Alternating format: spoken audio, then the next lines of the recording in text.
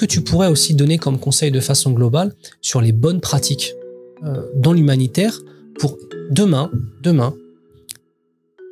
je suis un frère, j'ai Insta, je suis abonné à une chaîne qui montre les horreurs qui se passent en ce moment à Gaza, qu'Allah facilite à tous nos frères, ya Rabbal Alamin, et à toutes nos sœurs, et préserve nos frères et nos sœurs. Il voit ça, il dit, il faut que je les aide. Il y en a plein comme ça. Il ouvre une cagnotte. Qu'est-ce que tu lui dirais alors? Eh bien, je reviendrai au verset coranique où Allah subhanahu wa ta'ala nous dit, qu'on a déjà cité. Demandez aux gens de rappel, aux gens de science, si vous ne savez pas. L'humanitaire, c'est pas un loisir. C'est pas un passe-temps. C'est pas une émotion qu'on transforme comme ça. C'est un métier, c'est une expertise. Il y a tout un savoir-faire derrière. Qu'est-ce qui l'empêche de le faire? Comment il va faire? Je sais la réponse. Hein, ouais. Eh bien, il peut faire l'effort de collecter, ça il peut le faire, et qu'après qu'il aille demander aux associations compétentes d'exécuter pour lui. De confier. Pourquoi? Dis-nous pourquoi en fait. Parce que moi j'ai récolté 47 000 euros.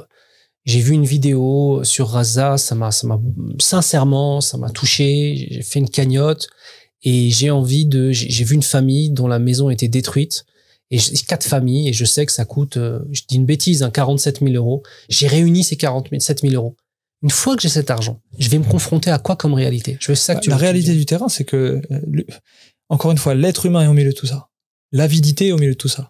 La malhonnêteté est au milieu de tout, potentiellement. Et c'est là que les personnes mal intentionnées, elles vont chercher à intervenir. Donc oui, il y a du vol. Alors, et si je suis bien intentionné, à quoi je vais m'opposer en fait? Comment je vais faire? Moi, j'ai ces 47 000 euros, ils sont en Palestine. Comment je peux faire pour leur faire parvenir en tant que particulier? Je peux pas. C'est important. Je ne peux pas. En tant que particulier. Je ne peux pas intervenir sur le terrain en tant que particulier. Et ça m'est déjà arrivé dans le passé, des frères et sœurs qui ont ouvert des cagnottes. Écoute bien. Super intention, hein. L'intention, elle est bonne. Bien sûr. C'est, machallah. Qu'Allah les récompense. Amin. Ils ouvrent la cagnotte. Ils ont 25 000 euros. Et ils se rendent compte qu'ils ne peuvent pas faire le projet eux-mêmes. Et ensuite, ils vont voir une association en disant, voilà la somme, et j'ai besoin qu'avec cette somme, vous interveniez à tel endroit pour faire telle chose, à telle hauteur. C'est ce qui se passe des fois. C'est qu'en fait, ils n'avaient aucune connaissance des véritables coûts. Et en fait, la somme qu'ils ont récoltée ne couvre même pas un tiers du projet. Ou alors, l'association humanitaire à laquelle ils s'adressent n'a pas le temps pour ce projet-là, puisque c'est pas son domaine, par exemple, d'expertise. Et donc, il se retrouve à aller d'association en association pour essayer de trouver quelqu'un qui va concrétiser le projet. Tu vois, là, on a typiquement des gens bien intentionnés qui veulent faire du khair, qu'Allah les récompense de la meilleure des façons, ya Rabbal Alamin, mais qui n'ont pas compris que l'humanitaire est un métier. Ouais. Mais qu'est-ce qu'ils peuvent faire? Alors, peut-être voir une association? Voir une association. Mais comment on fait pour savoir une association? Est-ce que ça existe aujourd'hui en France? Un sorte de catalogue référentiel des associations dites de confiance. Quand on dit de confiance, on ne parle pas de l'intention des gens et on ne parle pas de leur honnêteté. On part sur un principe qui sont honnêtes, Inch'Allah. Mais je parle digne de confiance dans le sens où je sais que quand je donne de l'argent pour un projet de construction d'une clinique ou alors un bus qui permet d'opérer les gens qui deviennent aveugles ou j'en sais rien. Je sais qu'ils ont les moyens techniques de concrétiser ce projet-là. Est-ce que ça existe en fait, un sorte de catalogue pour les musulmans comme ça? Aujourd'hui, ça n'existe pas. Aujourd'hui, ça n'existe pas. Et ça pour plein de raisons. C'est que, eh bien, on a plein d'associations, machallah. Plein de frères et sœurs très actifs, de très bonne volonté, très compétents. Machallah. Mais qui, comme je disais tout à l'heure, qui évoluent dans leur cercle fermé. Donc, on n'a pas cette information-là. On n'arrive pas à diffuser cette information-là. Et donc, il faut un effort où on arrive à fédérer tout ça pour que toute cette information, toutes ces qualités, toutes ces compétences, tout ce savoir-faire, il soit accessible. Et dans ce cas-là, oui, ça sera beaucoup plus facile de dire, j'ai collecté 25 000 euros pour faire une clinique mobile, je sais pas moi, en Asie, d'accord, peut-être en Indonésie. Voilà. Je cherche une association qui puisse porter mon projet, qui puisse m'aider à exécuter mon projet. Ou bien, je cherche un projet de clinique mobile dans lequel je pourrais confier ma part du budget. Ce serait encore l'idéal. Ce qui serait idéal, parce que si je prends un exemple très très concret, si on prend Zakat El-Mel.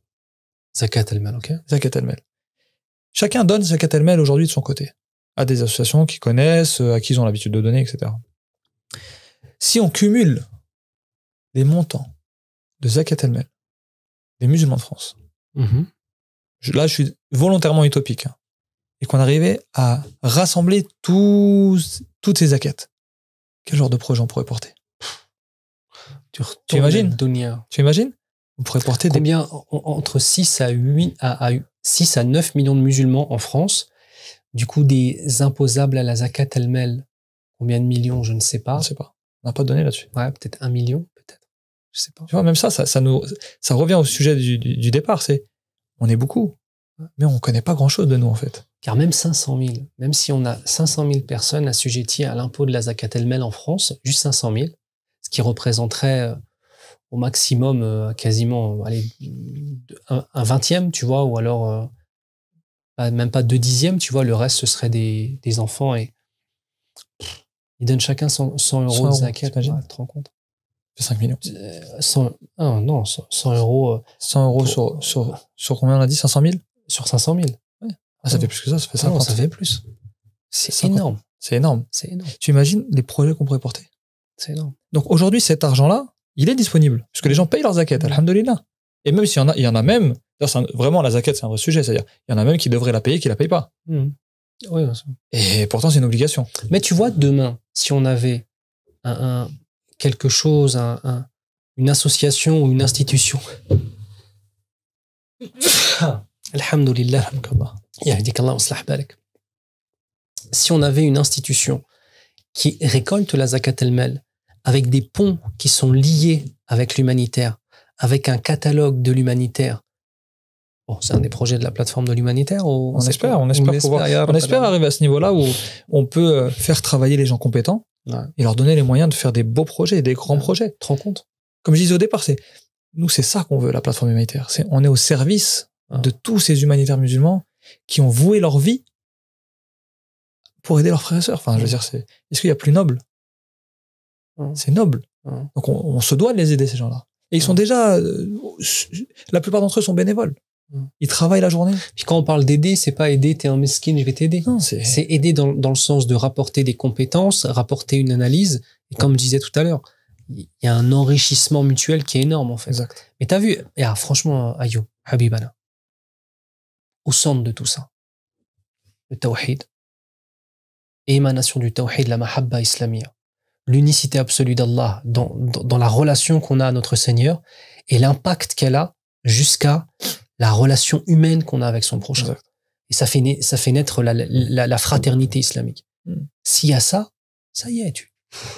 Puis ça fait naître tout ce système de générosité, de circulation des biens, parce que la finance islamique, c'est ça. Les zakat, la zakat, sadaqat, c'est de la circulation des biens, c'est du partage, c'est de la justice. Allah subhanahu wa ta'ala, il a instauré la zakat el-mel pour ça. Pour qu'une partie ne se s'accapare pas des richesses. C'est Allah qui donne. Il donne plus à certains pour qu'ils redonnent aux autres. Exactement. Donc, de toute façon, on est complémentaires. Voilà. On est complémentaires. L'homme et la femme, dans un couple, ils sont complémentaires. Les urgentistes dans l'humanitaire avec les associations de développement sont complémentaires. Les donateurs, les associations sont complémentaires.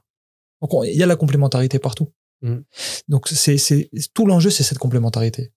Et nous, c'est ça, vraiment sur ça qu'on veut s'investir, la plateforme de l'humanitaire, c'est cette complémentarité. On sait qu'on a des associations qui sont capables de qualité, avec des gens honnêtes, intègres, éthiques, qui savent travailler. Et ils méritent qu'on vienne les aider à pouvoir faire plus, à pouvoir faire plus grand. Voilà. Il y a vraiment beaucoup, beaucoup de belles choses, parce que c'est vrai qu'on a évoqué les problématiques, mais on doit aussi dire que voilà, on parlait de plein de belles choses. Il y a des très beaux projets, il y a des gens dévoués, machallah, des frères et des sœurs qui sacrifient en fait leur carrière professionnelle, ils sacrifient leur vie, ils sacrifient leur famille, leur vie de maman, leur vie de papa, bien sûr, machallah Ali. Bien sûr. Qu'Allah il les récompense. Et voilà, on se doit d'être complémentaires et de chercher à être les uns les autres. Allah subhanahu wa ta'ala nous dit dans le sens d'un verset, et qu'il nous a élevés les uns les autres différemment pour nous éprouver avec ce qu'il nous a donné. Il a donné plus d'argent à certains, plus d'intelligence à d'autres, pour que tout ça circule. Si j'ai plus de compétences, je te donne mes compétences. Si j'ai plus d'argent, je te donne mon argent. Alhamdoulilah. Qu'Allah nous accorde à tous la meilleure des intentions. Amin. Nous permettre de nous rapprocher de lui par nos actes. Et nous permettre de ne pas tomber dans tout ce qui rend caduques les actions. Et nous élève par une sincérité. Amin. Puis par un professionnalisme dans l'accomplissement. Parce que les dons, c'est une amana, c'est un dépôt. Ce dépôt, on a la mission de transformer ces dons en protection pour nos frères et sœurs, en développement pour nos frères et sœurs. C'est une mission qu'on prend. Et qu'Allah nous permette d'être à la hauteur des missions qui sont les nôtres, et qu'Allah fasse que de l'argent qui est gagné, à l'intention qui motive le don, au choix que le donateur fera au don, à l'association qui recevra le don, et aux partenaires sur place qui vont concrétiser, qu'Allah fasse que ce soit lumière sur lumière, baraka sur baraka, et qu'Allah nous accorde dans tout cela la plus grande des récompenses, malgré nos manquements, malgré ce côté humain que tu as souligné tout à l'heure, malgré les tentations, malgré tout ce qui va avec, qu'Allah nous accorde le meilleur, Ya Rabbal Alamin, et récompense de la meilleure des façons tous nos frères et sœurs qui s'investissent dans l'humanitaire. Qu'il donne à ceux qui ont fait les choses de la meilleure des façons le degré des muhsinoun, le degré de ceux qui sont dans l'ihsan. Et quant à nos frères et sœurs qui ont eu la meilleure des intentions, mais qui n'ont pas pu concrétiser les choses comme il se devait, sans jamais s'entêter dans le mal et toujours en cherchant le bien, qu'Allah leur accorde la piété et qu'Allah accepte de toutes les actions qui ont été faites et qu'Allah ouvre nos cœurs à la fraternité islamique et au souci de notre prochain, Ya Rabbal Alamin. Barakallahu fik. Wa fika barakallah habibi. Très heureux d'avoir fait ce petit podcast avec toi. J'espère qu'on en fera d'autres. C'est moi, c'était Djinouz. Barakallahu fik. Jazakallahu khair. Qu'Allah te récompense. Amen. Et puis, merci à tous, en tout cas, de nous avoir suivis, de nous avoir écoutés pendant ce podcast. On espère que ça vous a intéressé, première chose. Et puis, on espère que ça vous a motivé à faire le bien. Ya Rab.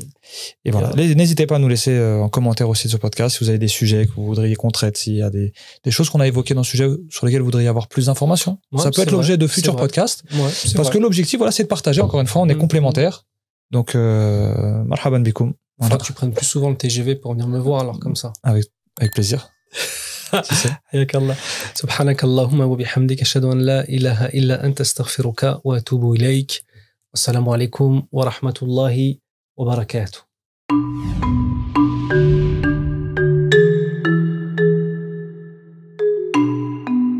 Si vous appréciez nos podcasts et vous appréciez le travail de la plateforme Les Musulmans, sachez que vous pouvez nous soutenir en adhérant à partir de 5 € par mois seulement. Une adhésion simple et rapide sur adhésion.lesmusulmans.fr.